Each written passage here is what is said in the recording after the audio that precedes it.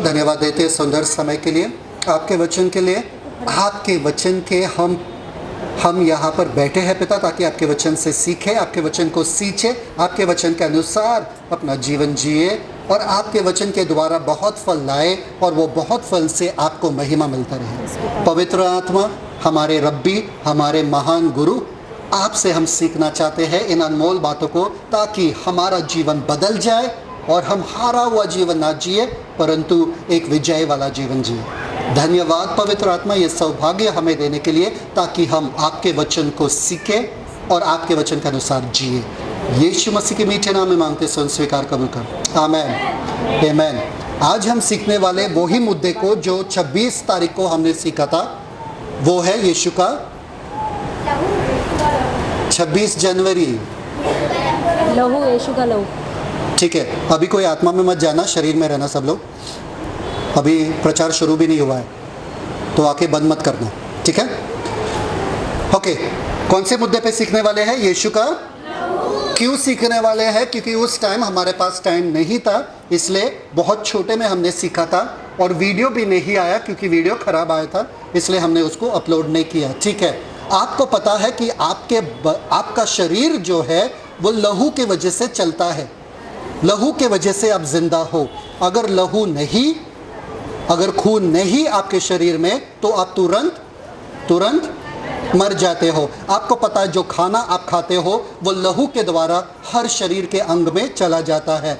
आपको पता है ऑक्सीजन जो आपको ज़रूरत है, जब आप ऑक्सीजन अंदर लेते हो सांस लेकर, ये लहू के द्वारा लंग्स तक पहुंचता है। लंग्स मतलब फेफड़ों तक पहुंचता है और वहाँ से कार्बन डाइऑक्साइड मालूम है, जहरीली गैस जो आपके बदन में रहना नहीं चाहिए, उसको बाहर फेंकने का भी काम लहू का है। यस।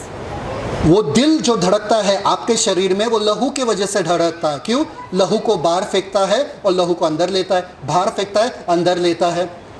आप एक बात मैं कहता हूँ आपसे, आप दिल के बिना रह सकते हो पर लहू के बिना नहीं। वापस से, आप दिल के बिना जिंदा रह सकते हो पर लहू के बिना नहीं। कितने जन मानते हैं? ठीक है, उसके बाद खाना वाना जो है वो भी जाता है आपके किडनी तक लहू के द्वारा। किडनी मालूम है? किडनी ही बोलते हैं ना, लहू के द्वारा, जिसके वजह से या तो आप पेशाब करते हो या जो भी गंदगी है, जो भी खाना बाहर निकालना है, वो लहू के वजह से ही आप बाहर निकाल पाते हो। आप तंदुरुस्त हो लहू के वजह से, क्योंकि लहू उन बीमारियों के साथ लड़ता है जो आपके शरीर पे हावी करने का कोशिश करते हैं। यहाँ तक कि लहू आपको प्रोटेक्ट करता है, आपका सुरक्षा करता है, क्योंकि कभी भी आपको कट लगता है, सबसे पहले लहू वहाँ पर क्या करता है? कड़क हो जाता है, ताकि और लहू बहे ना। तो लहू ही आपका जीवन है, आपके पूरा शरीर लहू के वजह से चलता है। आपको पता है कोई भी आदमी मर नहीं सकता है, या आप किसी को मार नहीं डाल सकते हो जब तक आप लहू तक पहुंचते नहीं हो। जहर अगर किसी को दोगे तो पहले वो लहू में जाएगा, जब वो लहू में जाता है तभी वो बंदा मरता है। बॉडी में फैलता है। बुलेट, अगर एक बुलेट लगता है, गन से गोली लगता है किसी को, वो गोली लगने के वजह से नहीं मरता है, वो लहू के बहने के वजह से मरता है। इसलिए वचन में लिखा है लेविटिकस 17:11 में, लय व्यवस्था 17 और उसके 11 में, कि देह का जो जीवन है वो कहाँ है? जीवन कहाँ है? लहू में, प्राण लहू में। इसलिए लहू कीमती है परमेश्वर के नजरों में।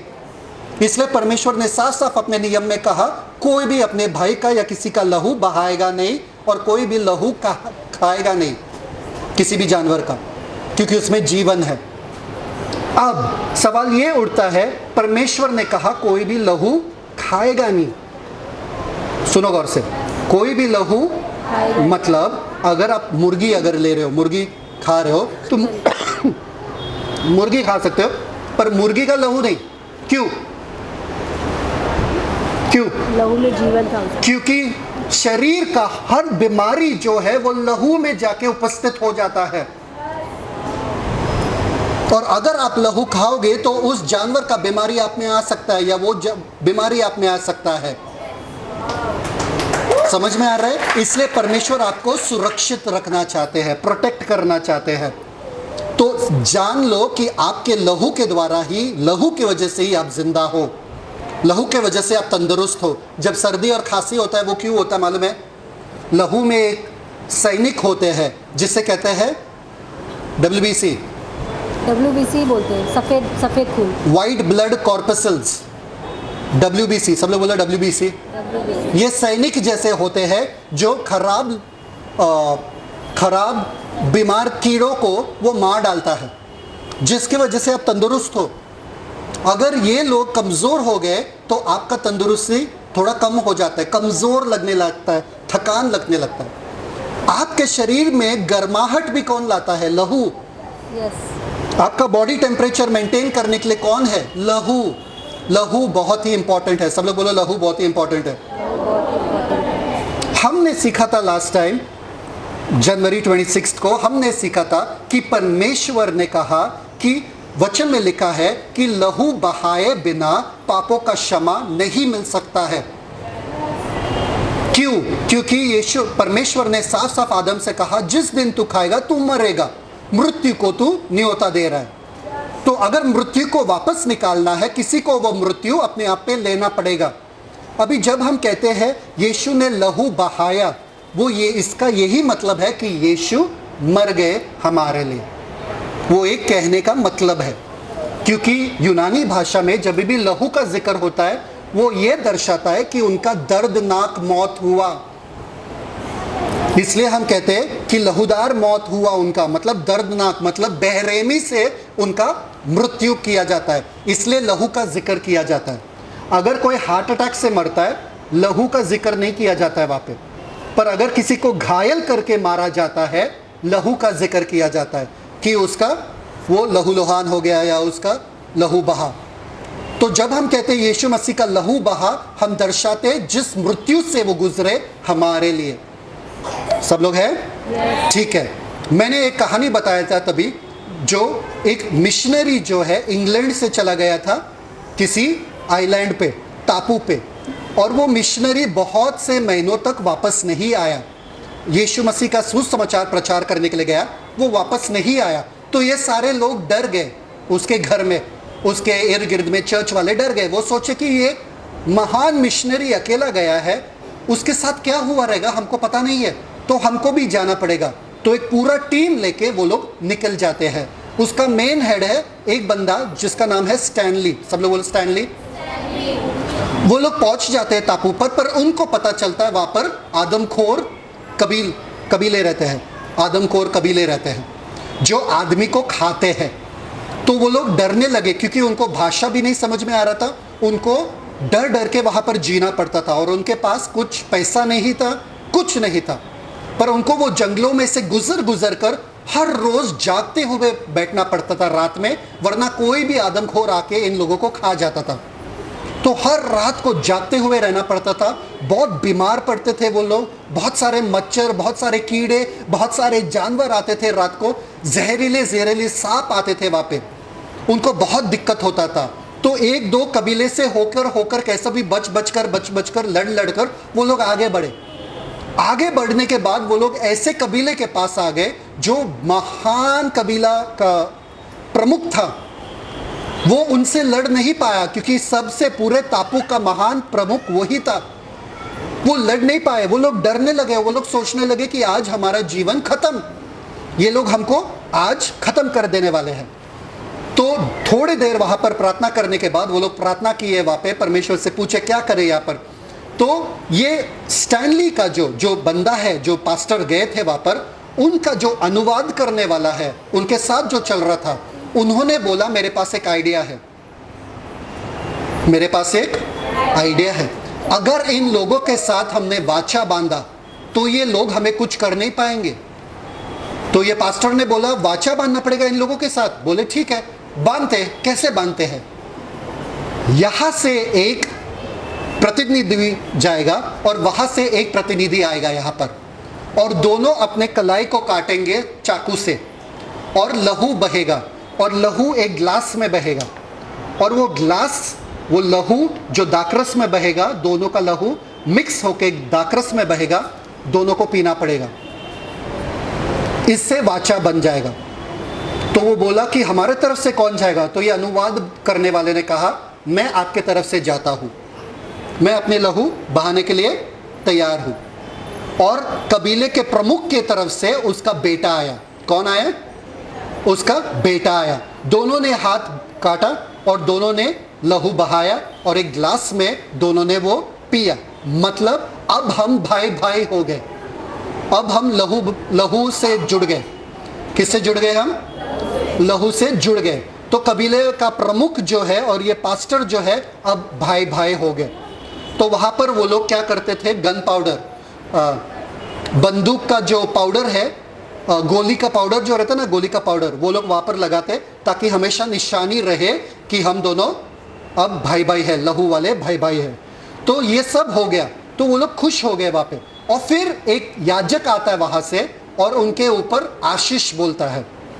कबीले के तरफ से एक याजक आता है, बोलता है तुमको अब ये मिलेगा, वो मिलेगा, अब कोई भी तुम्हें छू नहीं पाएगा, तुम जहाँ पर भी जाओगे लोग तुम्हारे लिए काम करेंगे, वो तुम्हारे सामने झुकेंगे, सब सब सब।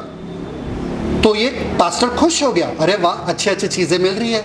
उसके बाद वो शराब बोलने लगा और वो बोला, पर अगर तुमने ये वाचा तोड़ा, तुमने मेरे बॉस को या मेरे राजा को अगर कुछ भी वाचा तोड़ा या दुख पहुंचाया तो तुम्हें उसी वक्त कोई भी ढूंढ के खत्म कर देगा। तो बोला, अरे ये तो बहुत खतरनाक है, पर फिर भी अभी वो वाचा में बन चुका था, उसको तो कोई ऑप्शन था ही नहीं। बोला ठीक है भाई, वहां से ही जाते। आपको पता है ऐसा ही वाचा किसने बांधा था? परमेश्वर ने अब्राहम के साथ बांधा। जब अब्राहम को आशीष देना चाहते थे, परमेश्वर ने कहा, अब्राहम मैं तुझे आशीष दूंगा, पर उसके लिए तुझे मेरे लिए कुछ करना पड़ेगा। उसके लिए कुछ करना पड़ेगा, तुझे कुछ जानवर लाने पड़ेंगे। कौन कौन सा जानवर है?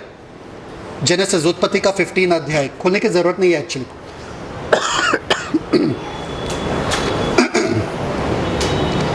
3 वर्ष का एक तलौर, 3 वर्ष का एक बकरी, 3 वर्ष का एक मेढ़ा, एक पिंडुक और एक कबूतर का बच्चा, ये सब लाकर वहां पर रखना पड़ेगा और एक वाचा हम और तुम बांधेंगे। और अब्राहम सो गया, गहरे नींद में सो गया, और परमेश्वर ने वाचा बांधा अब्राहम के साथ। और अब्राहम से कहा, तू और तेरे पीढ़ी पीढ़ी क्या करेंगे? खतना करेंगे। क्या करेंगे? खतना करेंगे। तो तुम्हारे तरफ से ये वाचा है और मेरे तरफ से ये वाचा है कि आज से मैं आशीष करूंगा तुम्हें, आज से तुम्हारा नाम महान करूंगा। समझ में आया कि नहीं है? तो अब्राहम और परमेश्वर के बीच में वाचा बंधा ताकि अब्राहम के वंशज जो है आशीष में हमेशा चलता रहे। अब देखते हैं वहां पर, थैंक यू फादर, याकूब का 2 और 23, thank you father, Yakub 2:23-23। Yakub, hallelujah, thank you Jesus, thank you father, thank you father lord, hallelujah, hallelujah. Yakub उसका 2 अध्याय, उसका 23 वचन।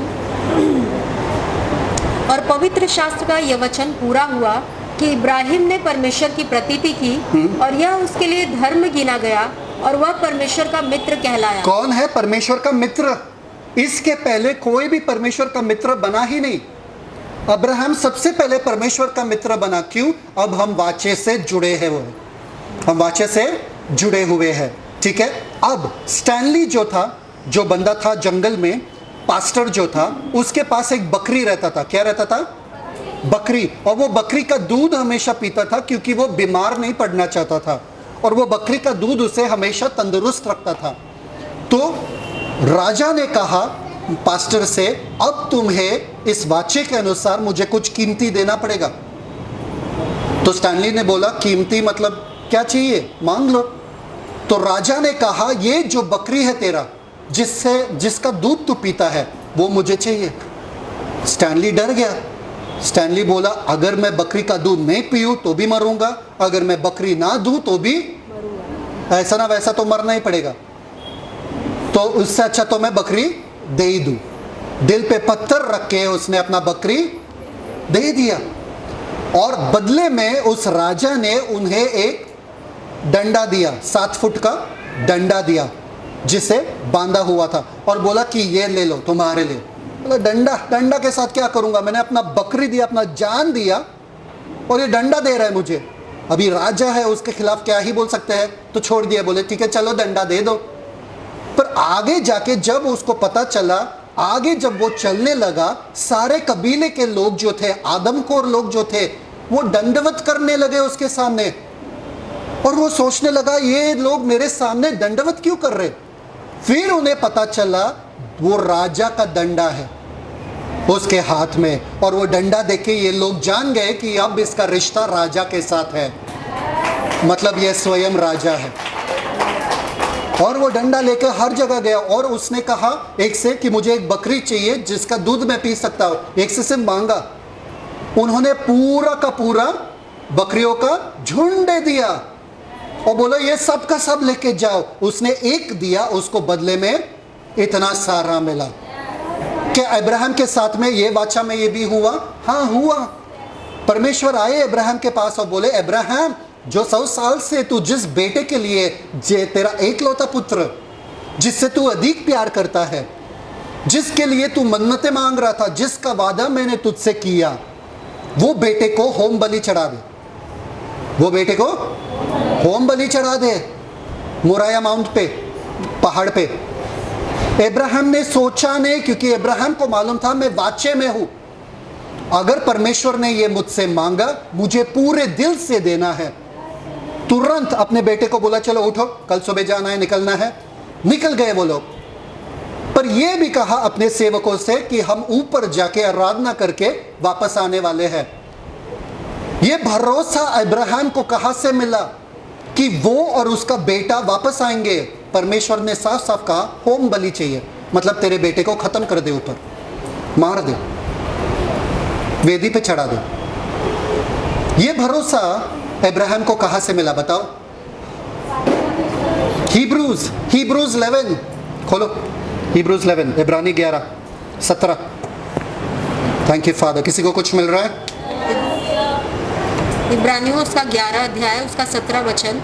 विश्वास ही से इब्राहिम ने परखे जाने के समय में इसहाक को बलिदान चढ़ाया, और जिसने प्रतिज्ञाओं को सच माना था।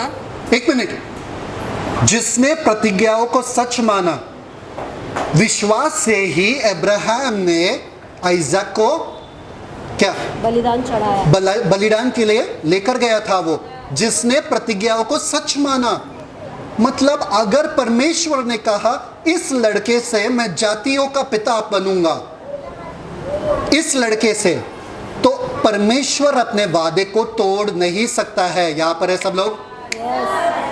यहां पर है सब लोग? इतना उनको भरोसा था परमेश्वर के वचनों पे कि उन्होंने कहा, परमेश्वर ने कहा इसी लड़के से मैं जातियों का पिता बनूंगा। अगर परमेश्वर इस लड़के को मांग रहा है, अगर ये मर भी गया तो परमेश्वर इसे पुनरुत्थित कर देगा। Awesome, praise God। मुझे ये लड़का ही मिलेगा, इसी के द्वारा आशीष पाऊंगा, क्योंकि परमेश्वर अपने वादों को तोड़ेगा नहीं। भले परमेश्वर मुझसे कह रहे कि लेना चाहता है, वापस देगा भी परमेश्वर। हम लोग जब देते हैं, हम लोग बोलते हैं अरे यार 10 रुपये दे दो, 100 रुपया अपने लिए रखो, 10 रुपया दो। भरोसा ही नहीं है। परमेश्वर ने कहा तुम्हें कभी कमी घटी, परमेश्वर ने कहा कमी घटी नहीं होगी, बिंदास सब डालो और जाओ बाहर देखो। अरे हम वो मौका ही नहीं देते, क्योंकि हमें पता नहीं कि हम वाचे के अंदर है, वाचे के प्रतिफल है हम लोग। हमें कमी घटी अगर हो ही नहीं सकता है, अपने आप को पूरा खाली कर दो, फिर भी आप भरे हुए रहेंगे, फिर भी आपका प्याला उमड़ता ही रहेगा। अरे कोशिश करके तो देखो। हम कोशिश ही नहीं करते, हम अपने पास रख ही लेते हैं। जैसे कि वो छोटा लड़का जब वो दे रहा था अपना टिफिन यीशु मसीह को, कितना दिया टिफिन? पूरा का पूरा नहीं, कुछ रखा अपने लिए, अपने बहन के लिए, अपने भाई के लिए रखा रहेगा ना। क्यों दिया पूरा? पूरा देने के बाद ही पूरे सबको आशीष मिला। 2 मछली 5 रोटी, सब लोग बोलो 2 मछली 5 रोटी। अपने पेट के बारे में सोचा, अपने बारे में सोचा, तो आप क्यों सोचते हो कल के बारे में? यीशु मसीह ने साफ साफ कहा अपने वादे में कि कल का चिंता, अरे थोड़ा सेविंग करो यार, थोड़ा पैसा बचाओ कल के बारे में। अरे कल अगर कुछ आफतें आएगी, हॉस्पिटल का बिल वगैरह कल भरना पड़ेगा, थोड़ा तो बाजू में सेविंग रखो। जो सेविंग करते हैं, रखते हैं और उस पर भरोसा करते हैं ना, बाइबल में लिखा है वो पैसा जो है पंख बनकर उनका वो उड़ जाते हैं, पंख बना के वो लोग उड़ जाते हैं। कितने जनों ने कोशिश किया सेविंग करने का और वो गायब हो जाता है। करते हैं, सब कोई करता है, पर जिसका भरोसा परमेश्वर पर है, वचन में लिखा है, मैंने कभी भी धर्मी जन को भीख मांगते हुए नहीं देखा और उसके वंशज में किसी को भी कमी घटी अनुभव करते हुए नहीं देखा। हे परमेश्वर, तेरा वचन मेरे लिए सत्य है। तूने कहा अगर तू मेरा चरवाहा है तो मुझे कोई अभाव नहीं होगा। ये मुमकिन ही नहीं है कि मेरे पास, अभी मुझे दिख रहा है कि मेरे पास पैसा नहीं है, पर मुझे मालूम है कि कल तक आ जाएगा। मुझे मालूम है ये समस्या का आने तक ये आ जाएगा, ये बिल आने तक आ जाएगा। कौन भरोसा करने वाला? क्योंकि आपको पता नहीं है कि आप वाची के नीचे हो।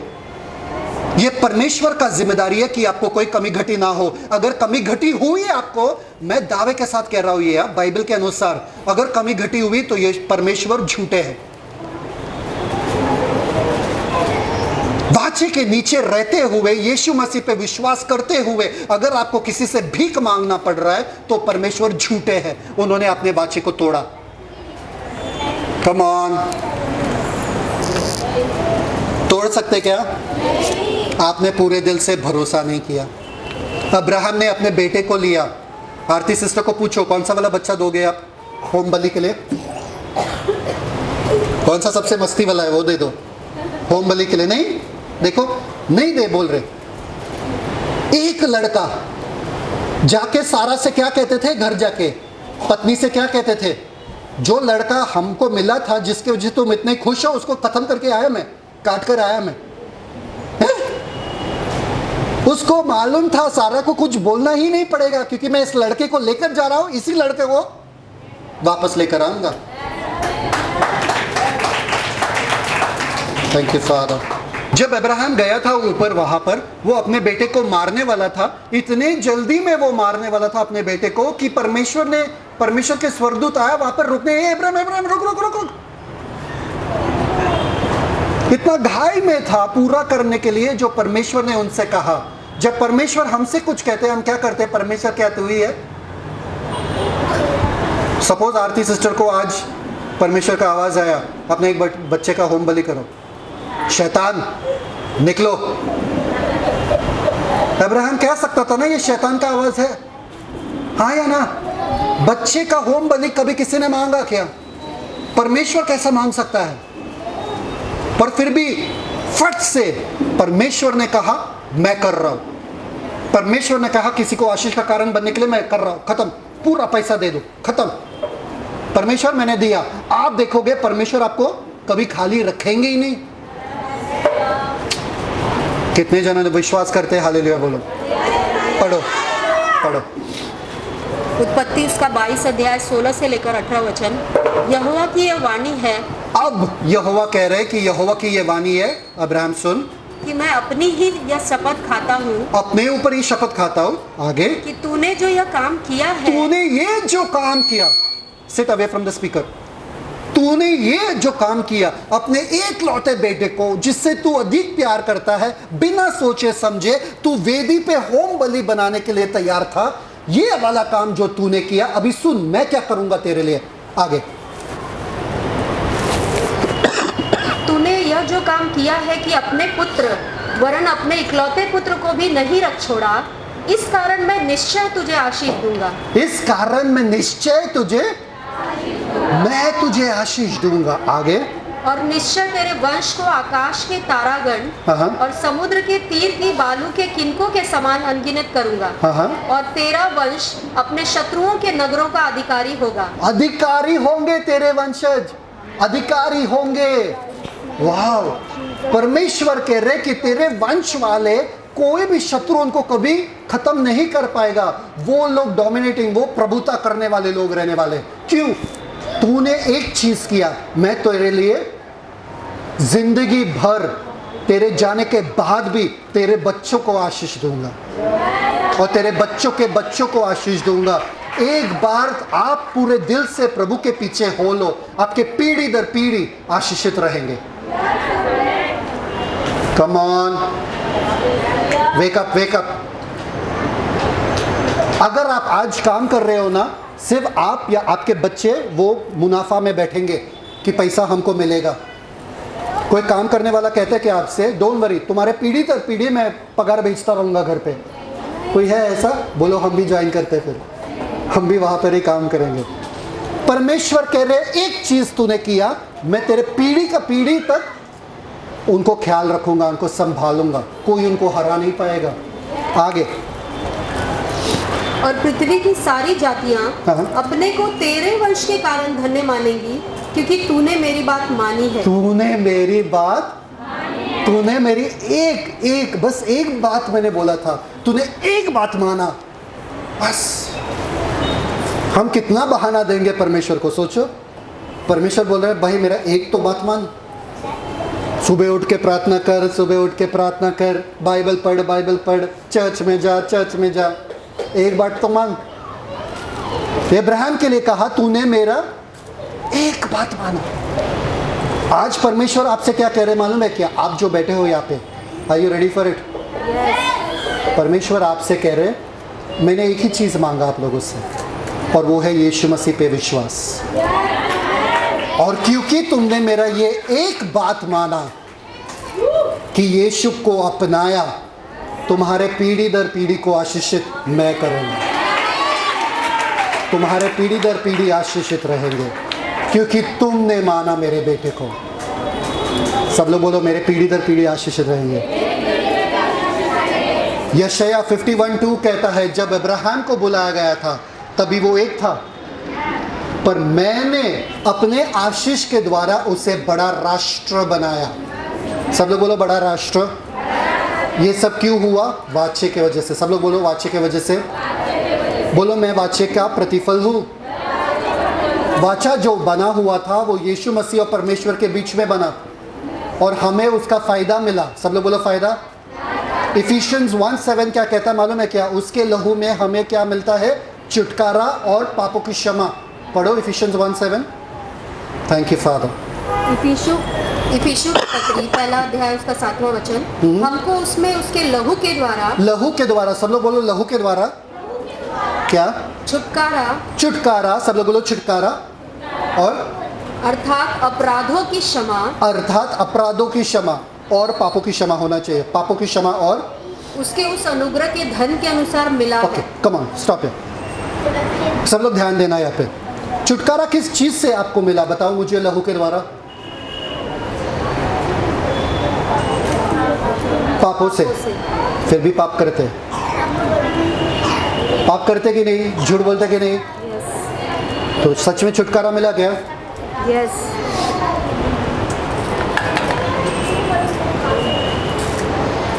अब आदम के पाप के वजह से मृत्यु आया, और मृत्यु ने कहा अब तुम परमेश्वर के प्रकोप के नीचे हो।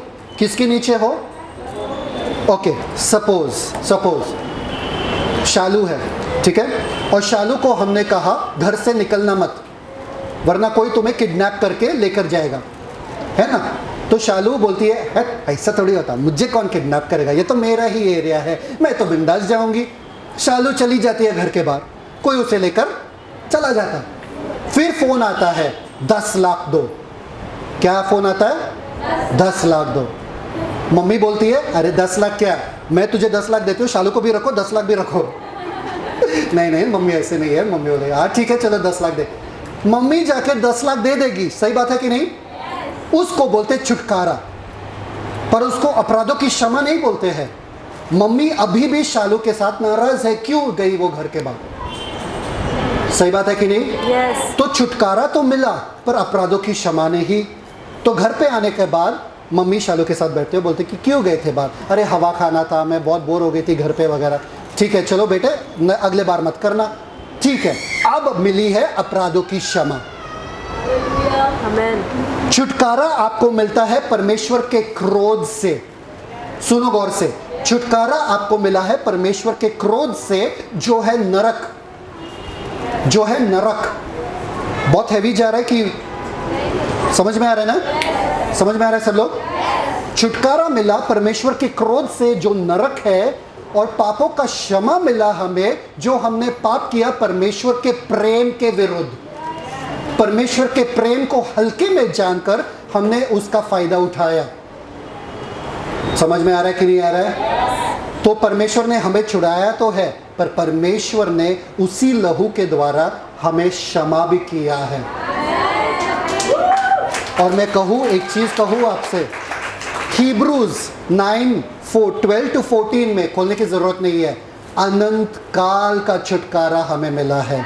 अनादि काल का छुटकारा मतलब आपके सारे पाप, पास्ट प्रेजेंट फ्यूचर, सारे के सारे धुल गए यीशु मसीह के लहू में। अब परमेश्वर आपसे क्रोधित कभी नहीं हो सकते हैं, क्योंकि परमेश्वर वादे के नीचे है, वाचे के नीचे है। अगर परमेश्वर क्रोधित होते हैं आपसे तो अपने वाचे को तोड़ देते हैं। लहू बहाया गया और हमको छुड़ाया गया। अब हम खून खरीदे हुए लोग हैं, लहू खरीदे हुए लोग हैं। अब हम शाही लोग हैं, अब हम पिता के बच्चे हैं, बेटे हैं, और पिता हमसे क्रोध में नहीं बैठ सकते। क्रोध किन के ऊपर है मालूम है क्या? बाहर वालों के ऊपर। परमेश्वर का प्रकोप प्रतिदिन बाइबल में लिखा है उनके ऊपर प्रकट होता है, बाहर वालों के ऊपर। पर हम किसके नीचे हैं? अनुग्रह के नीचे, परमेश्वर के प्रेम के नीचे, यीशु मसीह के लहू के वजह से। बोलो यीशु मसीह के लहू की जय। रोमन्स 5:8-10 खोलो। Thank you father. रोमियो उसका 5वां अध्याय, हाँ उसका 8 से लेकर 10 वचन। हाँ। धन्य है वो मनुष्य जिसे परमेश्वर पापी न ठहराए। धन्य है वो मनुष्य जिससे परमेश्वर 5:8 ना, रोमन्स 5:8। सॉरी हाँ, क्या मेरे पीछे बोल रहे बस? रोमियो 5वां अध्याय उसका 8वां वचन। रोमियो 5:8 परंतु परमेश्वर हाँ। हम पर अपने प्रेम की भलाई इस रीति से प्रकट करता है। प्रेम की भलाई इस रीति से प्रकट करता है परमेश्वर। कैसे? कि जब हम पापी ही थे, जब हम पापी ही थे, तभी मसीह हमारे लिए मरा। तभी मसीह हमारे लिए मरे। कितने माँ है यहाँ पर जिन्होंने जन्म दिया बच्चों को, कभी अपने पति को बोले क्या तुमको करना है क्या? तुमको जन्म देना है, 9 महीने रखना है, तुम ट्राई करो, जन्म देके देखो। कभी ट्राई किया? कभी बोले पति को? वो दर्द नहीं समझ पाएंगे। उनको बस बच्चा मिलने के बाद आहा वो यही बहुत आसान होता है, पर दर्द किसको सहना पड़ता है? माँ को, मम्मी को मालूम है। इसलिए सबसे ज्यादा तो मार बच्चा खाता है किसके तरफ से? 9 महीने रखा तेरे को, फाट फाट फाट। पापा ने कुछ ही नहीं किया, तो पापा इसलिए हमेशा खुश ही रहते बच्चों के साथ। समझ में आ रहा कि नहीं आ रहा? यहाँ पर जो दुख दर्द उठाना था, जो दुख दर्द सहना है, उसका हमें अंदाजा भी नहीं है। यीशु मसीह ने सब दुख दर्द सह लिया हमारे लिए। जब हम पापी थे, हम उस लायक भी नहीं थे, तभी यीशु मसीह हमारे लिए वो दुख दर्द सहा। और हम सह भी नहीं पाएंगे, हम वो कल्पना में भी ना ला पाएंगे कितना यीशु मसीह ने सहा। उसके बाद वहां पर लिखा क्या किया हमारे लिए? आगे सो जबकि हम हाँ। अब उसके लहू के कारण धर्मी ठहरे। 1 मिनट, लहू के कारण धर्मी ठहरे। सब लोग बोले धर्मी। आप पापी हो कि धर्मी हो? आप पाप करते हो? पाप होता है? तो पापी हो कि धर्मी हो?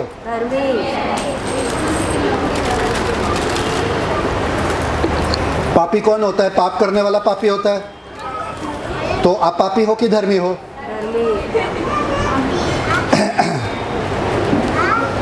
यीशु मसीह के लहू के द्वारा हमें धर्मी ठहराया गया है। हमारा पाप हमारे विरुद्ध गिना नहीं जाता है। ध्यान देना, इसका मतलब ये नहीं कि हम पाप करते रहे। अगर बच्चे ने गलती किया, माँ ने क्षमा कर दिया बच्चे को, इसका मतलब ये नहीं कि बच्चा वो गलती बार बार करे, क्योंकि मालूम है कि मम्मी क्षमा करेगी करेगी। हम सुधर जाते हैं। हमें पता है नहीं, मेरे पापा को अच्छा नहीं लगता इसलिए मैं पाप करना छोड़ दूं। परमेश्वर ने मुझे धर्मी बनाया। सब लोग बोलो, परमेश्वर ने मुझे धर्मी बनाया यीशु मसीह के लहू के द्वारा। कम ऑन, आगे।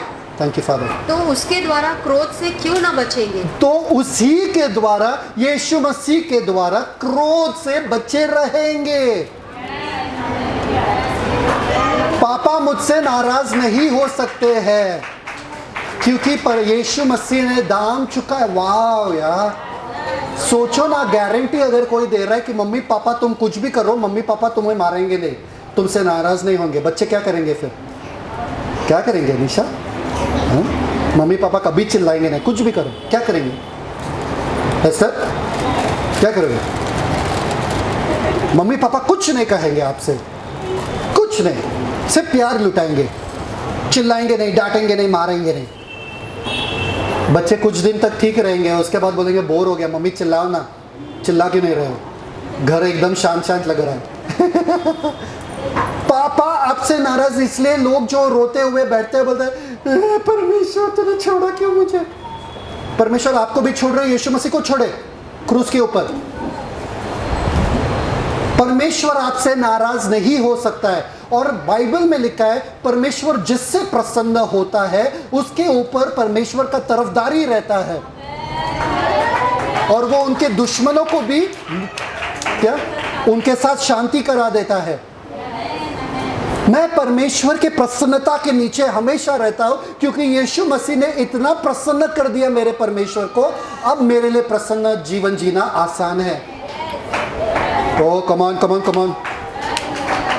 2 Corinthians 5:14-15। दूसरा कुरिन्थियों उसका 5वां अध्याय 14 और 15 वचन। क्योंकि मसीह का प्रेम हमें विवश कर देता है। मसीह का प्रेम, कौन सा प्रेम? हमारे लिए मर जाना। मसीह का वो प्रेम हमें विवश कर देता है, क्या? इसलिए कि हम ये समझते हैं हाँ। कि जब एक सबके लिए मरा, एक सबके लिए मरा, सब लोग बोलो एक सबके लिए मरा। आगे, तो सब मर गए। तो सब मर गए। सब लोग बोलो सब मर गए। उस एक मृत्यु में हम सब का मृत्यु हुआ, ठीक है? आगे, और वह इस निमित्त सबके एक लिए मिनट, मरा। समझ में आया ना? उस एक मृत्यु में सबका मृत्यु हुआ। झुंड रहते हैं ना बच्चों का, और किसी ने बॉल फेंका, हाँ, और कोई बोलने के लिए तैयार नहीं किसने बॉल फेंका, तो वो आंटी आ जाती है, किसने बॉल फेंका, किसने बॉल फेंका, मारने के लिए सारे बच्चों को। फिर एक लड़का सामने आता है, बोलता है कि मैं तो शांत बच्चा हूँ, मैं तो शांत लड़का हूँ, पर फिर भी मम्मी मैंने ही बॉल फेंका, और उसको दंड मिलता है। बाकी सब नॉटी बच्चे जो है आज़ाद हो जाते हैं। तो दंड मिला, सारे बच्चों को दंड मिलने वाला था, पर वो एक बच्चे की वजह से सारे बच गए। समझ में आ रहा है कि नहीं आ रहा है? और वो एक बच्चे को दंड मिलता है। आगे, और वह इस निमित्त सबके लिए मरा कि जो जीवित हैं वे आगे को अपने लिए न जिए। एक मिनट, ये हमको पसंद नहीं है। यीशु मसीह हमारे लिए मरे, ठीक है, पर हम उनके लिए जिए क्यों? आगे आगे रीड। परंतु उसके लिए जो उनके लिए मरा और फिर जी उठा। आपको आगे जीवन जीना है उसके लिए जो आपके लिए मरा और फिर से जी उठा है। ये डील है, ये जिंदगी है, ये मसीह जीवन का असली मायने है। यीशु मसीह मेरे लिए मरे, अब मैं उनके लिए जीऊं। अब मैं, यीशु मसीह मेरे जीवन के प्रभु है, जो वो कहेंगे वो ही होगा मेरे जीवन में। मैं उनको महिमा देते हुए अपना जीवन जीऊं, ये मेरा जिम्मेदारी है। हाँ, सब लोग हैं? कोई आपसे इतना प्यार करता है कि आपके लिए मर जाए? पक्का? और मैं इतना प्यार करता हूँ, जान देने के लिए तैयार, जान लेने के लिए भी तैयार हूँ। नहीं, मेरा जान मत लेना भाई। चांद तक जाने के नहीं, चांद तक मत जाना, बस मार्केट तक जाना। उधर तक जाने के लिए भी प्रॉब्लम होता है। चांद तक जाओगे, चांद तारों तोड़ कुल्ला, नहीं, ये सब खोखला प्यार है। यीशु ने कर दिखाया, यीशु ने अपना प्यार दिखाया क्रूस के ऊपर, और बोला इससे ज़्यादा प्यार तो आपसे कोई नहीं कर पाएगा, कि आपका मृत्यु उन्होंने अपने पे लिया। कितने जन जीने के लिए तैयार है उसी यीशु मसीह के लिए? नहीं, पर नींद बहुत आता है सुबह, प्रार्थना नहीं कर सकते हैं। Thank you father. Yeshu Masih के द्वारा हमें छुटकारा मिला। सब लोग बोलो छुटकारा। यीशु के लहू के द्वारा हमें पापों का क्षमा मिला। बोलो पापों का क्षमा। यीशु के लहू के द्वारा हमारा मेल मिलाप हुआ परमेश्वर से। सब लोग बोलो यीशु के लहू के द्वारा हमारा मेल मिलाप हुआ परमेश्वर से। यीशु के लहू के द्वारा हम क्रोध से बच गए। सब लोग जोर से बोलो, यीशु के लहू के द्वारा हमें अनंत छुटकारा मिला है। अभी यीशु के लहू के वजह से हम उनके लिए जिएंगे। सबको याद है वो भेड़ का स्टोरी जो मैंने बताया था। एक भेड़ था, एक आदमी के फार्म में एक भेड़ था वहाँ पे, और वो अब आराम से चराया, वहाँ से एक सांप आया, रैटल स्नेक जिसे कहते हैं, जिसके पूंछ में वो ट्रर्रर्रर्र ऐसा आवाज़ रहता है।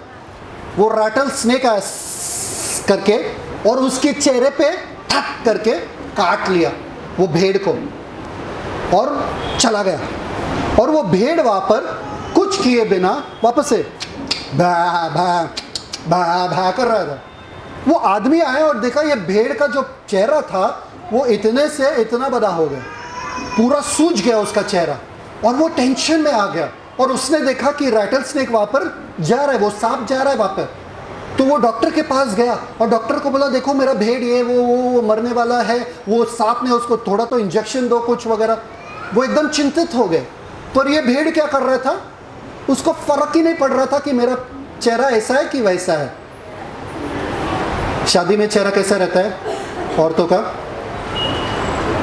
अगले दिन सुबह आदमी बोलता है अरे इससे शादी किया मैंने, याकूब के साथ हुआ था ना, अरे इसका मेकअप निकल गया, अरे ये तो दूसरी बहन है मेकअप के बाद कुछ और ही दिखता है। वैसा वो भेड़ का चेहरा बदल गया था पूरा, है ना। उसको फर्क नहीं पड़ रहा था, वो मर नहीं रही थी। तो ये आदमी सोचा, डॉक्टर से पूछो कि क्या हो गया भाई। डॉक्टर ने बताया उनको कि ये भेड़ जो है उनका लहू इतना शक्तिशाली है, इतना शक्तिशाली है कि ये सांप का जो जहर है उसको खत्म करने वाला शक्ति इन लोगों के लहू में है, भेड़ के लहू में। अगर इस सांप का अगर किसी आदमी को काटा तो इसी भेड़ से हम वो जहर जो है लेते हैं, इस भेड़ में डालते हैं। भेड़ का लहू जो है वो सांप का जहर को ख़त्म कर देता है, फिर उसी लहू को वापस लेते हैं और आदमी में डालते हैं। उसे मतलब वो विष खत्म करने वाला वो चीज़ बना के आदमी में देते हैं और आदमी बच जाता है। भेड़ को पता नहीं था, पर भेड़ आराम से खा रहा था, क्योंकि उसको पता था कोई सांप मुझे खत्म नहीं कर सकता है, क्योंकि सांप के जहर को खत्म करने वाला शक्ति मेरे अंदर है। बीमारी को खत्म करने वाला लहू मेरे अंदर है। हर कमजोरी को खत्म करने वाला लहू, हर डर को, हर दुष्ट आत्माओं से सुरक्षित रखने वाला लहू मेरे अंदर है। इसलिए जब हम बीमार पड़ते हैं क्या होता है, ये टैबलेट कहाँ गया, डॉक्टर का अपॉइंटमेंट ले लो, डॉक्टर में लाइन है, क्या कर रहे हैं। उस भेड़ के जैसा होना है। क्या करना है, अपना काम करते रहना है। बीमारी मुझे छू भी नहीं पाएगी। कुछ हफ्ते पहले मेरा कान जो है, ये वाला कान जो है, इसमें फ्लूइड थोड़ा हिल रहा था, तो मुझे लग रहा था कि थोड़ा कान दर्द कर रहा था मैं बोला, कान से बात किया, क्योंकि मैं आप लोगों को सिखा रहा हूँ बात करना है, तो कान से बात किया, तुझे पता नहीं है कि तू किसका है? यीशु मसीह शरीर में रहता है, तू यीशु मसीह का मंदिर है, तू दर्द नहीं कर सकता है, तुझे जाना पड़ेगा। आपको पता है उसके बाद क्या हुआ? और दर्द होने लगा। फिर उसके बाद मैंने फिर से कहा, तुझे पता नहीं है कि तेरे को मैं चंगाई के लिए प्रार्थना नहीं करूंगा, मैं स्वास्थ्य में जीता हूं। चंगाई बीमार लोगों के लिए, मैं बीमार पड़ ही नहीं सकता हूं। कम ऑन, यीशु के कोड़े खाने से मैं चंगा नहीं, चंगाई मेरे लिए नहीं है, स्वास्थ्य मेरे लिए है। और स्वास्थ्य में जीने वाले लोग बीमार पड़ते ही नहीं है, उनको चंगाई की जरूरत नहीं है। कम ऑन, मैंने कहा मेरे कान से एक कान सुन, तेरे को ठीक होना ही पड़ेगा, क्योंकि तू स्वास्थ्य में जीता है। क्या हुआ? दूसरा दिन खत्म, गायब, कान एकदम ठीक। फिर क्या हुआ? दांत ने बोला हम भी ट्राई करते हैं। दांत का चालू हो गया नाटक। दांत से भी मैंने बात किया और दांत को बोला, तुझे समझ में नहीं आता क्या? तेरे रोज घसने के वजह से तू ठीक नहीं है, तू इस शरीर में है जिस शरीर में यीशु मसीह रहता है, इसलिए तू ठीक है, इसलिए तू स्वास्थ्य में जीता है। तेरे को बोलना पड़ेगा क्या तू ठीक हो जा, तुझे ठीक रहना ही पड़ेगा। दांत का दर्द खत्म, फिर आया खांसी। ये लोग जिद्दी है, ये लोग मानेंगे नहीं, आएंगे। खांसी और खांसी, 1 दिन 2 दिन 3 दिन खा खा खा खा जा ही नहीं रहे। मैं बोला खांसी तेरे को जाना ही पड़ेगा, तेरे पास कोई ऑप्शन नहीं है, क्योंकि ये शरीर इंसुलेटेड है, ये शरीर परमेश्वर के लहू के द्वारा खरीदा गया है, ये स्वास्थ्य में चलता है। हे गला सुन, तेरे को साफ होना ही पड़ेगा। हे खांसी सुन, तेरे को रुकना ही पड़ेगा। 1 दिन गया खांस रहा हूं, 2 दिन गया खांस रहा हूं, 3रा दिन गया खांस रहा हूं, 4था दिन गया खांस रहा हूं। मैंने क्या किया? डॉक्टर अभी बस हो गया। 4 दिन का विश्वास ठीक था। 4 दिन के बाद लाजर भी जी उठा। 5वें दिन का कुछ नहीं हुआ। 5वें दिन में डॉक्टर के पास जाना पड़ेगा, है ना? नहीं, खांसी तू जिद्दी है, मैं तेरे से ज्यादा जिद्दी हूं। मैं स्वास्थ्य में जीता हूं, तेरे को निकलना ही पड़ेगा, तेरे पास ऑप्शन नहीं है। निकल, खत्म, टाटा बाय बाय। मेरे को फर्क नहीं पड़ता है, बीमारी हमको रोक नहीं सकता है, कमजोरी हमको रख नहीं सकता है नीचे। हमें प्रभुता दिया गया है। कम ऑन, कमजोरी एक आत्मा है। सब लोग बोलो, कमजोरी एक आत्मा है, निर्बलता एक आत्मा है। सब लोग बोलो, निर्बलता एक आत्मा है। एक औरत थी, वो स्पिरिट ऑफ इन्फर्मिटी जिसमें था। स्पिरिट ऑफ इन्फर्मिटी मतलब कमजोर आत्मा। ये इतना कमजोर है कि उसको छीको तो भी चला जाएगा बाहर, इसलिए तो कमजोर आत्मा है वो। और आप लोग डरते हो, आप लोग कहते हो कि नहीं बाबा डॉक्टर के पास जाओ, मुझे ठंडी लग रही है, शायद से बुखार है। ये किसने सिखाया आपको? बुखार है यहां से पता चलता है? कहां से पता चलता है बुखार? बताओ कहां से? या से कहां से? किसने सिखाया? दुनिया वालों ने सिखाया, जिसके पास यीशु नहीं है। जिसके पास यीशु है वो आपको यही सिखाते हैं, बुखार ना इधर है ना इधर है, आपके इर्द गिर्द में भी नहीं रह सकता, आपके डेरे के नजदीक भी नहीं आ सकता है। कोई भी महामारी, कोई भी प्लेग, कोई भी सिकनेस, कोई भी कमजोरी ना मेरे घर में प्रवेश कर ही नहीं सकता, ना मेरे बच्चों के ऊपर, ना मेरे बीवी के ऊपर, ना मेरे पति के ऊपर, ना मेरे घर वालों के ऊपर। मैं अनुमति देता ही नहीं हूं। ये मेरा प्रभुता है, ये मेरा किंगडम है, ये मेरा राज्य है। लहू ने दाम चुकाया, अब मैं आजादी में जीता हूं और जीता रहूंगा। परमेश्वर ने कहा, देखो मैंने तुमको ये पूरा जमीन दे दिया है, इजराइल के लोगों को, जा और इन लोगों को भगाओ।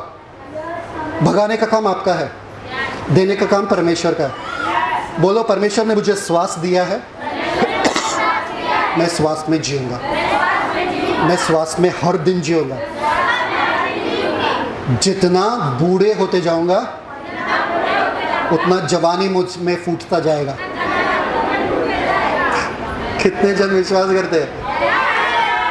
जवानों से ज्यादा बाइबल में लिखा है, एक बछड़े के समान तू कूदेगा, एक जवान बछड़े के समान। कम ऑन, सब लोग बोलो बच्चा। अरे यार कितना सीढ़ी है, चढ़ना पड़ेगा, सीढ़ी दर्द कर। जवान बछड़ों के समान, सब लोग बोलो। जवान बछड़े मालूम है क्या? कोई भी दीवार उनको रोक नहीं सकता है, वो कूदते रहते कूदते रहते कूदते रहते, जितना भी ऊंचा है। सब लोग बोलो, जवान बछड़े के समान मैं कूदता रहूंगा। आपको पता है बाइबल में लिखा है जोब 33 में कि उसका जो चमड़ी है, उसका शरीर का चमड़ी जो है, ध्यान से सुनना प्लीज, उसका जो शरीर का चमड़ी है वो बच्चों से भी कोमल हो जाएगा और एकदम फर्म, घट्ट, एकदम दृढ़, और फिर से वो लोग जवान बन जाएंगे, फिर से जवान बन जाएंगे। ये वाचे में है, ये वादे में है। क्यों भाई, क्यों मैं बुजुर्ग बनूं? मैं बुजुर्ग नहीं बनने वाला,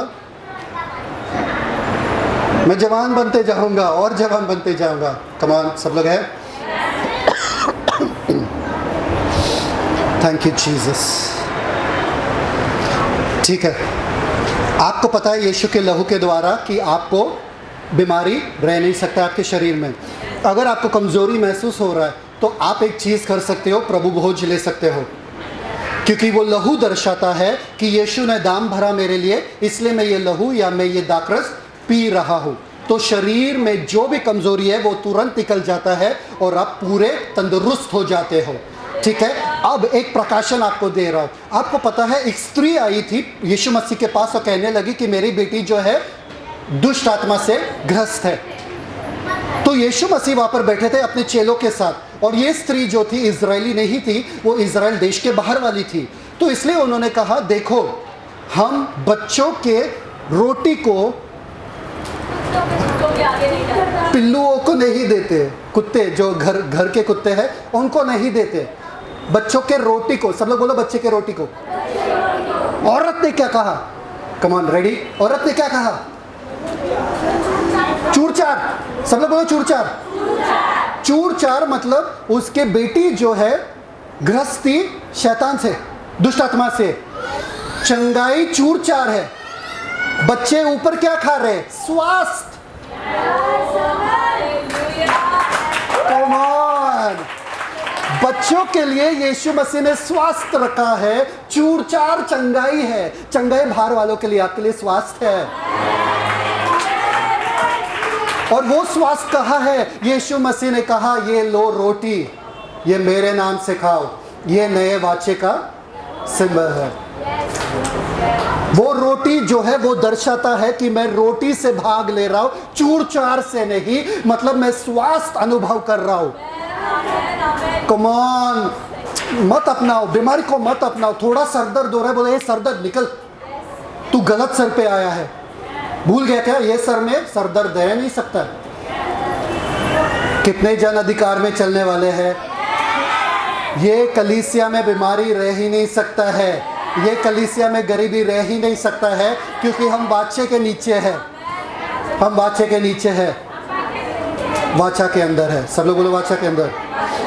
चलो एक चीज करते हैं, 1 कोरिन्थियंस 11, किसी को कुछ मिल रहा है? 1 कोरिन्थियंस 11 29 to 30। पहला कुरिन्थियों उसका 11वां अध्याय, थैंक यू फादर। 29 और 30 वचन। क्योंकि जो खाते पीते समय प्रभु की देह को न पहचाने, वह इस खाने और पीने से अपने ऊपर दंड लाता है। वो खाने पीने से दंड लाते हैं जो प्रभु के देह को और नहीं पहचान। ठीक है, आगे। इसी कारण तुम में से बहुत से निर्बल। अच्छा, now read the first verse again, the ऊपर वाला वर्स। 29 वचन। हाँ। क्योंकि जो खाते पीते समय प्रभु की देह को न पहचाने। क्या क्या क्या? प्रभु की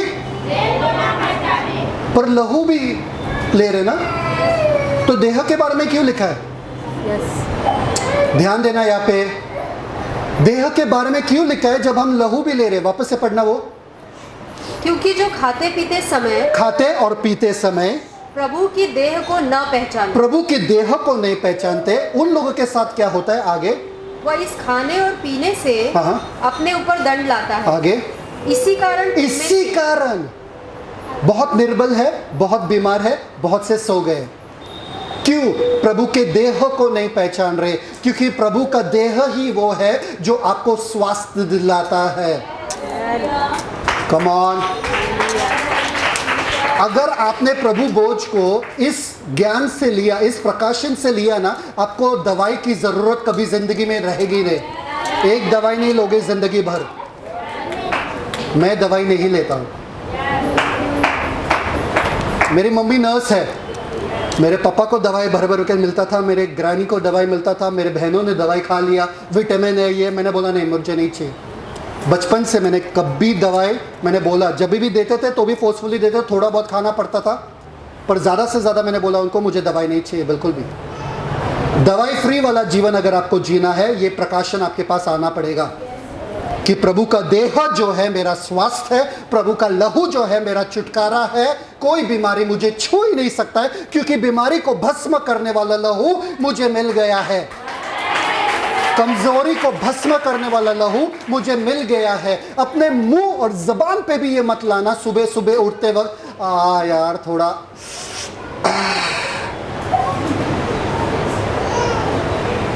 हो ही नहीं सकता है, क्योंकि शैतान बीज डाल रहा है, बीमारी का बीज डाल रहा है। देखो देखो दर्द हो रहा है, दर्द हो रहा है, देखो देखो तो पास्टर दर्द हो रहा है तो बोलना पड़ेगा ना दर्द हो रहा है। इसमें समझदारी वाली बात कहाँ है? समझदारी वाली बात है क्या? दर्द हो रहा है तो और क्या कौन करेगा? आपके पति आपके लिए कुछ कर सकते क्या? बच्चे कुछ कर सकते क्या? बच्चे उसी दिन आपको और टेंशन देते जिस दिन आप बीमार हो। सारे माँ आमीन बोलो। कोई कुछ नहीं कर पाएगा। आपको बोलना है, हे दर्द सुन, तू गलत शरीर में आया, चल निकल, ये स्वास्थ्य वाला शरीर है। सब लोग बोलो स्वास्थ्य वाला शरीर है। अब सुनो गौर से, अब सुनो गौर से, ध्यान से। कॉन्ट्रैक्ट बंद हुआ। कॉन्ट्रैक्ट के वजह से मुझे सारे आशीषें मिल चुकी है। समझ में आया? कॉन्ट्रैक्ट की वजह से मुझे सारी आशीषें मिल चुकी है। इसलिए इफिसियों 1:3 में क्या लिखा है? धन्य हो पिता और यीशु मसीह के पिता को, किसने हमें सारे आशीषों से आशीषित किया है। उसने हमें सब आशीष दिया है। अब सुनो सुनो सुनो, आप फिर से कभी भी पैसों के लिए, उन्नति के लिए, सफलता के लिए और स्वास्थ्य के लिए प्रार्थना नहीं कर सकते। अगर आप प्रार्थना कर रहे, आपको पता नहीं है कि आप वाचे के अंदर हैं। क्यों? मैं बताता हूं आपको। सपोज मैंने घर खरीद कर आपको दे दिया, ठीक है, पूरा घर खरीद कर आपको दे दिया, ठीक है, और आप मुझे फोन करके बोलते हो, पास्टर एक बात पूछना था। रात के 3 बजे है, फोन करके पूछ रहे, पास्टर एक बात पूछना था, मैं बाथरूम यूज कर सकता हूं क्या? प्लीज पास्टर मुझे बाथरूम यूज।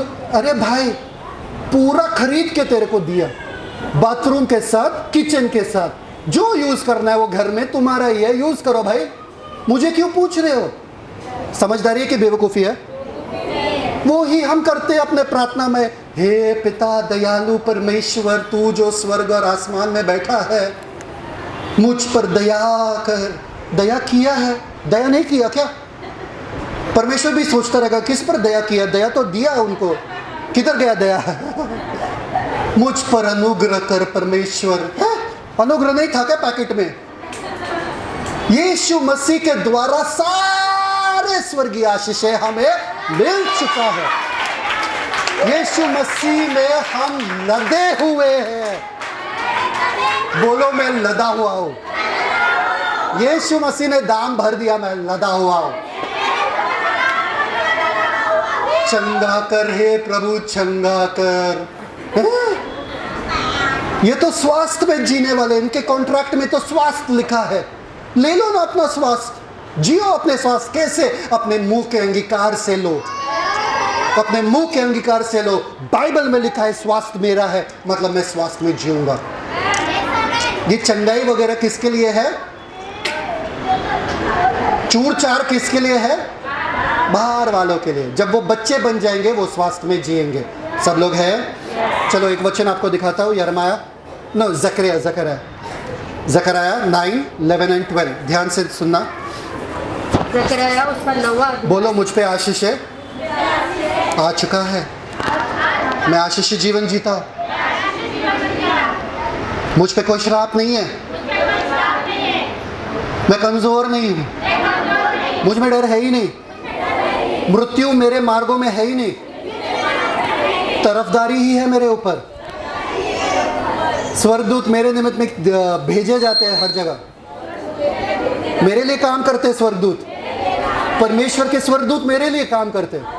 कम ऑन, चलो आपको भरोसा दिलाता हूँ। जकरिया 9, 11, 12। जकरिया 9वां अध्याय 11 और 12 वचन। और तू भी सुन, हाँ, क्योंकि मेरी वाचा के लहू के कारण। एक मिनट, तू भी सुन। अपने पड़ोसी से कहो तू भी सुन। उदास वाला पड़ोसी से भी कहो तू भी सुन। हाँ, मेरे वाचा के लहू के कारण। सब लोग बोलो मेरे वाचा के लहू के कारण। परमेश्वर आपसे कुछ कह रहे। आगे। मैंने तेरे बंदियों को हाँ। बिना जल के गड्ढे में से उबार लिया है। मैंने तेरे बंदियों को, जो छुटकारे की जरूरत था जिसको, बिना जल के गड्ढे में से उबार लिया है, निकाल लिया है गड्ढे में से, मेरे वाचे के लहू के कारण। ओ कम ऑन, आगे आगे सुनो। गुड न्यूज तो अभी आ रहा है। हे आशा धरे हुए बंदियों, हाँ, गढ़ की ओर फिरो। गढ़ की ओर फिरो। मैं आज ही बताता हूँ। आज ही बता रहा हूं तुमको। सब लोग बोलो आज ही मुझे पता चल रहा है। आगे। कि मैं तुमको बदले में दूना सुख दूंगा। मैं तुमको बदले में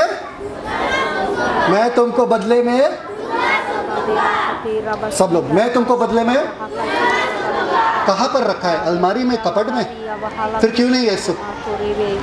दूना सुख छोड़ो, पाव किलो का सुख भी नहीं है। झगड़ा होता रहता है घर पे। हाँ, 100 ग्राम का सुख भी नहीं है। प्रभु है परमेश्वर, दूना सुख का है, डबल सुख का है। कहाँ है सुख? कहाँ है बताओ ना सिस्टर, मिला आपको? कहाँ है? मेरे बच्चों में है, देखो कहाँ है, कहाँ है?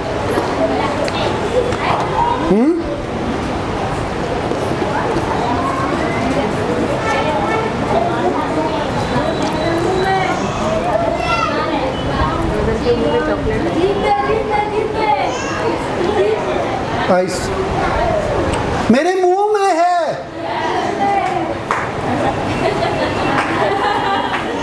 अरे दूना सुख मुझे मिल चुका है, मैं शांति में रहता हूँ, शांत पानी के तरफ मेरे प्रभु मुझे लेके जाता है। कम ऑन, मैं शांत हूँ। पति झगड़ा कर रहा है सामने बैठ के, अरे तुझे समझ में नहीं आता, मैं शांत, शलोम मुझे मिला है। पति भी सोचेगा क्या यार आज मेरे पत्नी को क्या हो गया। आपको शांत रहना है। कहाँ पर? यीशु का शांति मुझे मिला है। ऐलान करो, घोषणा करो। जब आपका मन चंचल हो जाता है, जब आपके विचार आते हैं, मेरा मन शांत है, ये मेरा भाग है। सब लोग बोलो, बदले में दुना सुख। परमेश्वर ने आपसे क्या मांगा वहाँ पे? आपसे क्या मांगा? कुछ मांगा वहाँ पे? कुछ लिखा है वहाँ पे? नहीं। मेरे लहू के वाचा के कारण तुमको बदले में दुना, बदले में मैंने कुछ किया नहीं भाई, मैंने सिर्फ यीशु पे विश्वास किया और दुना सुख मेरा क्या सफलता सुख है? क्या स्वास्थ्य सुख है? मुझे दुना सुख मिला, मुझे दुना स्वास्थ्य मिला, मुझे दुना सफलता मिल चुका है। सब लोग आमीन बोलो। आपको बस बाइबल खोलना है, अपने कॉन्ट्रैक्ट में देखना है क्या क्या मेरा है, क्या क्या इस्तेमाल कर सकता हूँ, और अनुभव करो, ऐलान करो, अंगीकार करो और अनुभव करो, ये मेरा हक में है। कम ऑन, कुछ है वहाँ पे बाकी? सब लोग बोलो, यीशु मसीह का लहू बहाया गया ना केवल मेरे लिए, पूरे दुनिया के लिए। ध्यान से सुनना, पूरे दुनिया के लिए। अब मेरा जिम्मेदारी है कि मैं उनको बताऊं, मेरा जिम्मेदारी है कि मैं उनको बोलूं कि ये जो वाचा है, ये लहू जो बहाया गया है, वो काफ़ी है पूरे जगत के लिए, सदियों सदियों तक।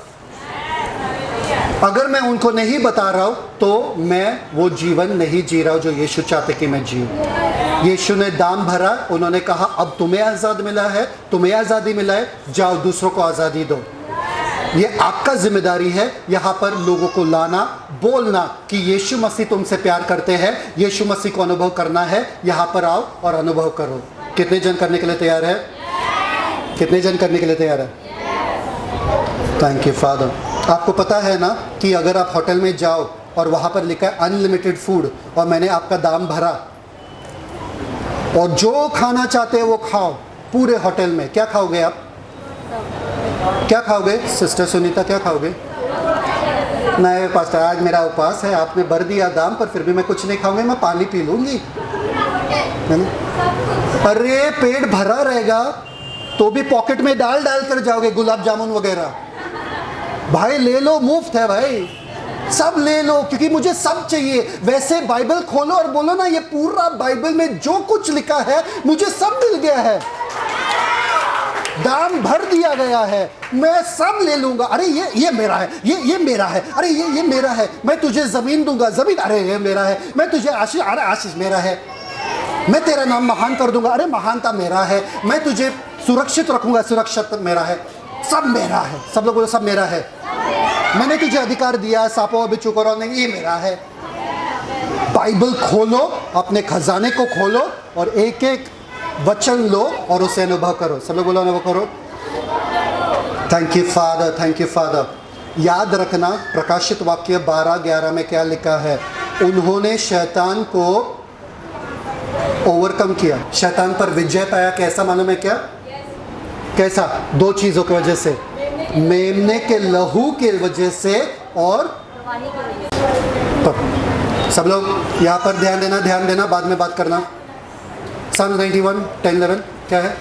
भजन संहिता 91 अध्याय उसका 10वां वचन, इसलिए कोई विपत्ति तुझ पर न पड़ेगी। इसलिए कोई विपत्ति मुझ पर पड़ ही नहीं सकती है। सब लोग बोलो विपत्ति पड़ ही नहीं सकती है।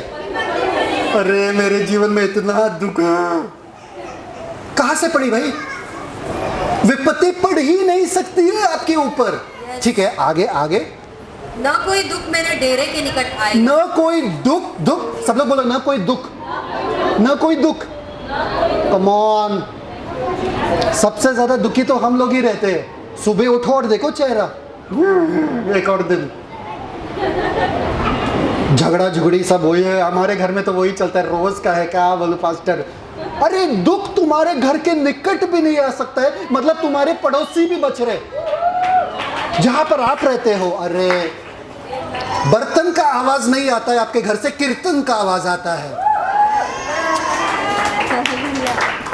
कम ऑन, सारे लोग बोल रहे हैं। आपको रोज बोलना पड़ेगा, परमेश्वर मेरे घर के निकट दुख आ ही नहीं सकता है, आपके वाचे में है, आपके वादे में है। आगे, थैंक यू जीसस। 11 वचन, हाँ। क्योंकि वो अपने दूतों को हाँ। तेरे निमित्त आज्ञा देगा, अपने दूतों को तेरे निमित्त आज्ञा देगा कि जहां कहीं तू जाए वे तेरी रक्षा करे। जहां कहीं तू, जहां मैंने बोला तुझे जाने के लिए, क्या तू अपने मर्जी से भी कहीं पे भी जाए, मेरे दूत तेरे पीछे पीछे आएंगे। तू बॉस है, आप बॉस हो। अरे आपको डरने की जरूरत ही नहीं है। 1000 गिरेंगे यहाँ पे, 10,000 वहां पर आपके निकट ही नहीं आ सकता है, क्योंकि आपके दूत ऐसे खड़े आपके इर्द गिर्द में। भाई इसको छूना मत, ये मेरा बंदा है। शैतान आके छुएगा क्या? पर शैतान बहुत परेशान कर रहा है, रात को परेशान कर रहा है, सुबह परेशान। कैसा भाई? आपके दूत क्या सो रहे हैं क्या? शैतान का औकात नहीं है कि एक लहू के वाचे के नीचे वाले बंदे को छुए भी। शैतान का औकात भी नहीं है, शक्ति भी नहीं है, ताकत भी नहीं है, हैसियत भी नहीं है, और उसके ऊपर से आपके पास दूत है। कैसे शैतान आपके घर में मैंने काला साया देखा एक अंदर। क्या काला साया?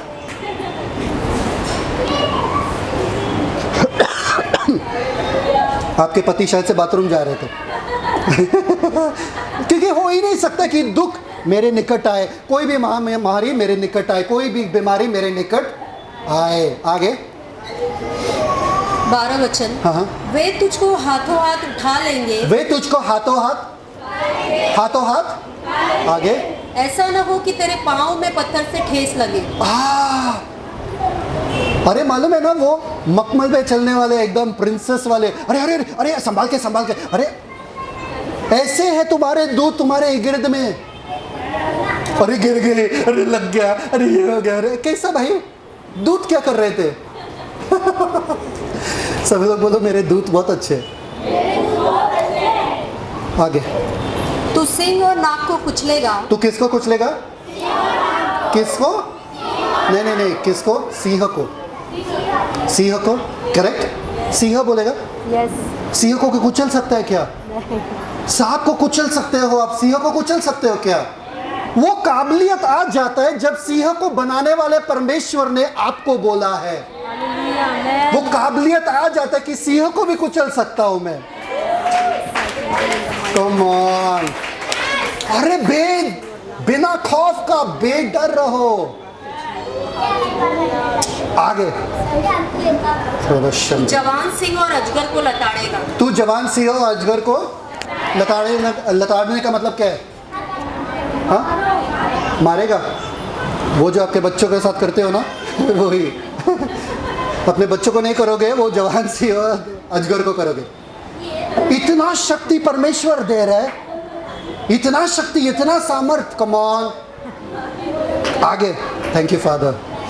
उसने जो मुझसे स्नेह किया है, हाँ, इसलिए मैं उसको छुड़ाऊंगा। हाँ, मैं उसको ऊंचे स्थान पर रखूंगा। मैं उसको ऊंचे स्थान पर तुम्हें बॉस के पीछे चमचा बनकर घूमना नहीं पड़ेगा। मैं उसे ऊंचे स्थान पर, कम ऑन, मैं रखूंगा। ये मेरा धरती है, मेरा पृथ्वी है, मेरा रचना है। मैं उसे ऊपर रखूंगा, और जो मैं रखता हूं वो रहता है। आगे, कम ऑन। क्योंकि उसने मेरे नाम को जान लिया है। उसने मेरे नाम को उसने मेरे बेटे को अपना लिया है। आगे, जब वो मुझको पुकारे जब वो मुझे पुकारे तब मैं उसकी सुनूंगा। तब मैं उसकी, वो परमेश्वर मुझसे बात ही नहीं करते हैं। ये वादे के खिलाफ है। परमेश्वर को सुनना पड़ेगा। परमेश्वर सुनते हैं, आप बात तो करते जाओ, परमेश्वर सुन रहे हैं। आगे, संकट में मैं उसके संग रहूंगा, मैं उसको बचाकर उसकी महिमा बढ़ाऊंगा। मैं उसको बचाकर नहीं यार, मैं उसको बचाकर उसकी महिमा बढ़ाऊंगा। उसकी महिमा या मेरी महिमा? उसकी महिमा। हे परमेश्वर, तेरे हर वादे मेरे लिए, आमेन। यस, हर वादे मेरे लिए। परमेश्वर कह रहे हैं मैं तेरी महिमा को बढ़ाऊंगा। तुझे बढ़ाने की ज़रूरत नहीं है, तुझे लोगों को प्रसन्न करने की ज़रूरत नहीं है। मैं जब तुम्हें बढ़ाऊंगा, मैं जब ऊंचे स्थान में तुझे उठाऊंगा, वही लोग जो तुम्हारे खिलाफ उठते हैं वो तुम्हारे पीछे पीछे आएंगे। वचन में लिखा है वो दंडवत करके, सजदा करके बोलेंगे कि तुम्हारा परमेश्वर ही परमेश्वर है। वो दिन आ चुका है, वो दिन आ रहा है। जो लोग तुम्हारे ऊपर उंगली उठाते थे, वो लोग जो तुम्हारा निंदा करते थे, तुमको शर्मिंदा करते थे, वो ही लोग दंडवत करके बोलेंगे मुझे तुम्हारा यीशु चाहिए। तुम्हारे यीशु की वजह से हम बच्चे हैं, तुम्हारे यीशु की वजह से हमारा जीवन धन्य है, तुम्हारे यीशु की वजह से। जाके लोगों को ये सुसमाचार बताने का समय अब आ चुका है। किसी को छोड़ो मत। ए सुन, तुझे चाहिए कि नहीं चाहिए, मैं तुमको बताने के लिए आया हूँ कि किसी ने तो दान भरा है तुम्हारे लिए, तुमको नर्क जाने की ज़रूरत नहीं है, और वो यीशु मसीह है। यीशु मसीह तुमसे इतना प्यार करते हैं कि उन्होंने अपना जान तुम्हारे लिए दे दिया। एक बात मैं बोलूँ, अगर आपको किसी के लिए, किसी को सुसमाचार देना ना, सबसे पहले क्या बोलो उनको, मालूम है क्या मैं तुम्हारे लिए प्रार्थना कर सकता हूँ क्या? कोई प्रार्थना के लिए ना नहीं कहता है, चाहे कोई भी हो। दूध वाला भैया आ गया तो बोलो क्या मैं तुम्हारे लिए प्रार्थना कर सकता हूँ क्या? नहीं, हाँ करो, ठीक है करो। क्या कर रहा है भाई, क्या? पर धीरे धीरे धीरे धीरे वो बीज उनमें जाता जाएगा, जाता जाएगा, जाता जाएगा। वो आपके यीशु के पास आएंगे, उनको प्रकाशन मिल जाएगा और वो यीशु को अपनाएंगे। आपको सिर्फ यीशु देना है बस, बाकी काम यीशु करेंगे। समझ में आया कि नहीं आ रहा? ये आपका जिम्मेदारी है। आपको पता है सबसे लार्जेस्ट, सबसे बड़ा चर्च का पास्टर जो थे वो पॉल योंगिचो थे। पॉल योंगिचो करके साउथ कोरिया में, साउथ कोरिया में, ठीक है। पर जब वो छोटे थे, शायद से 7 जन थे, 7-10 जन ही थे, वो थक गए थे। वो बोले पिता कब तक मेरा कलीसिया इतना छोटा ही रहेगा, कब तक? तो बोले ठीक है चलो एक चीज़ करो, अगर तुमको करना ही है जाओ प्रचार करो। तो वो गांव गांव जाके प्रचार करता था, बाहर जाके प्रचार करता था। वो एक औरत के घर में आया और औरत को पूछने लगे क्या तुम्हें स्वर्ग जाना है? अभी औरत गरीब झोपड़ी में रहने वाली। औरत ने बोला स्वर्ग कैसे जाते हैं वहाँ पे? बस से, टेम्पो से कैसे जाते हैं? टिकट का भाड़ा कौन देगा स्वर्ग जाने के लिए? और कितना दूर है यहाँ से? तो बोला अभी इनको क्या? तो वो बोलने लगे देखो अगर तुम्हें स्वर्ग जाना है तुम नरक से बच सकते हो। तुम क्या कर सकते हो? वो औरत बोली यहाँ पर आओ, यहाँ पर आ जाओ, मेरे घर में आओ। मेरा पति दारू पी के ऐसा अधमरा पड़ा हुआ है, मेरे बच्चे 5 बच्चे यहाँ पर नंगे भूखे पड़े हैं यहाँ पे। इससे बदतर नरक कोई है क्या? पानी आ रहा है छत्ते से, ये वो, इससे बदतर कोई नरक है क्या इस गंदगी में रहने से बदतर? तो वो निराश हो गए। वो बोले इनको यीशु कैसा दूँ मैं, ये मान ही नहीं रहे। तो वो घर चले गए। घर पे जाने के बाद वो प्रार्थना करने लगे, प्रभु मैं क्या करूं? वो यीशु को अपनाने के लिए तैयार नहीं है, मैं क्या करूं? प्रभु ने कहा क्योंकि तुमने उनको यीशु दिया ही नहीं, तुम स्वर्ग और नरक बेच रहे हो वहाँ पे। उनको स्वर्ग और नरक नहीं चाहिए, उनको यीशु दे दो। तो बोला ठीक है चलो मैं जाता हूँ और यीशु देता हूँ। गया वो वापस, दूसरा दिन गया और बोलने लगा कि एक बंदे के बारे में बात करना चाहता हूँ जिसने तुम्हारे लिए दाम भरा और जिसके द्वारा तुम इस जीवन को स्वर्ग बना सकते हो। अब इंटरेस्ट आ गया। बोले हाँ मेरा ये घर स्वर्ग बन सकता है। कौन है वो बंदा, कहाँ है? आ जाओ मेरे पीछे पीछे आओ। पीछे पीछे आना पड़ेगा, हाँ ठीक है। तो वो भी पीछे पीछे जाता है। वो जा रहा था, ये जा रही थी, वो जा रहा था। वो चर्च में लेकर जाता है, अपने चर्च में। और उनका चर्च जो था वो तंबू में था तभी। किस में था? तंबू में। वो भी टूटा हुआ थोड़ा तंबू था। वो बोला तू क्या स्वर्ग दिलाएगा? ये आदमी क्या स्वर्ग दिलाएगा? खुद ही झोपड़ी में रहता है, मुझे क्या स्वर्ग दिलाएगा? तो वो बोला कि ये झोपड़ी में वो बंदा रहता है, पहला खुद का घर तो स्वर्ग बना फिर मुझे। बोला देखो यीशु को अपनाओ, सिर्फ एक चीज़ करो, 1 महीना दो। वो बोला ठीक है चलो, मैं तुम्हारे यीशु मसीह को 1 महीना दूंगी। कितना? 1 महीना। जो तुम कहोगे करूंगी, स्तुति करना है, आराधना करना है, जो कुछ करना है मैं करूंगी, बाइबल पढ़ूंगी, प्रार्थना करूँ, जो 1 महीना। 1 महीना तक अगर कुछ नहीं हुआ तो बस फिर देख लो। बोला ठीक है चलेगा। आपको पता है उन्होंने 1 महीना दिया। 1 महीना वो आती रही, उसको बोर लगा। पहले क्या ये सब ताली बजा रहे सब, दूसरे टाइम आई, क्या तीसरे टाइम आई, चौथे टाइम थोड़े बहुत नाचने लगी, 5वें टाइम थोड़ा बहुत प्रार्थना करना शुरू की, 6वें टाइम थोड़ा बहुत पढ़ना शुरू कर दिया बाइबल। और महीने के ख़त्म होने से पहले उनके पति खुद उनके पास आए और बोले मुझे दारू पीने का अभी मन नहीं हो रहा है। मेरे सारे दारू का बोतल लिया और तोड़ दिया। और आपको पता है वो पूरा परिवार धीरे धीरे पूरे चर्च में चले गए और कुछ ही महीने में उनका पूरा फाइनेंशियल कंडीशन, पैसा आने लगा, उनको बिजनेस खोल गया उनके बच्चे अच्छे स्कूल में पढ़ने लगे। और मालूम है करते करते 1 साल बीत गया। 1 साल के बाद वही औरत जो है, जो गरीब थी, $1 मिलियन मतलब कितना, 10 लाख करोड़, $10 लाख उन्होंने डोनेट किया चर्च को। $10 लाख।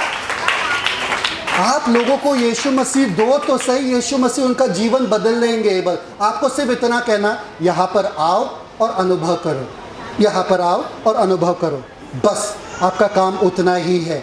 और इस वजह से आप दर्शाते हो कि यीशु मसीह का लहू जो बहाया गया है उसे व्यर्थ मैं जाने नहीं दूंगा। जितने लोगों के लिए यीशु मसीह आपने दाम भरा है, सबको लाऊंगा, सबको आपके कलीसिया में भरवा दूंगा। समझ में आ रहा है कि नहीं आ रहा है? कौन जिम्मेदार ले रहा है कि जो अनुग्रह मैंने अनुभव किया, जो यीशु के प्यार को मैंने चख लिया, अभी दूसरों को बताने का समय आ चुका है। आप घबराओ मत, आप ये मत सोचो मैं क्या बोलूँ, क्या, कुछ नहीं। आपको शांति चाहिए, यहाँ पर आओ। आपको मुक्ति चाहिए, यहाँ पर आओ। आपका जीवन सुधर जाएगा, संवर जाएगा, बस आओ। नहीं, वहाँ पर क्या होता है, आओ तो सही, आपको पता चलेगा। यीशु मसीह के लहू में वो सामर्थ है किसी भी जीवन को बदल के रख दो। उनको आने तो दो, ये आपका जिम्मेदारी है। आपको अनुग्रह मिला है, आप दूसरों को बताओगे। आमीन। पिता परमेश्वर, धन्यवाद देते हैं सुंदर समय के लिए, आपके वचन के लिए। आज हम जान चुके हैं कि लहू में कितना सामर्थ है। कॉन्ट्रैक्ट के हिसाब से पूरा बाइबल में जो कुछ लिखा है वो सब हमारा है। होने दो कि हम उसे व्यर्थ जाने नहीं देंगे, पर एक एक वादों को अनुभव करेंगे हमारे जीवन में। आपके स्वास्थ्य को अनुभव करेंगे, आपके शांति को अनुभव करेंगे, आपके सफलता को अनुभव करेंगे। जो कुछ यीशु मसीह हमारे लिए दाम भर के, वो सब हम अनुभव करना चाहते हैं। होने दो कि इस दिन के बाद हम अनुभव करते रहेंगे। पिता धन्यवाद यीशु मसीह के लहू के लिए जो हमारे लिए बहाया गया, ताकि हम जो पापी थे वो धर्मी बन जाए और आपके सामने खड़े हो सकते हैं और आपको पापा कह सकते हैं। कितना प्यार आपने हमसे किया पिता, कितना प्यार आपने हमसे किया कि निर्दोष मेमने के लहू के द्वारा हमें मोल लिए। यीशु, अब से मेरा जीवन वैसा का वैसा नहीं रहेगा। मैं बीमारी को, गरीबी को, दुख दर्द को, क्लेश को मेरे घर के पास आने नहीं दूंगा। यीशु मसीह के मीठे नाम में मांगते, सुन, स्वीकार करूँगा।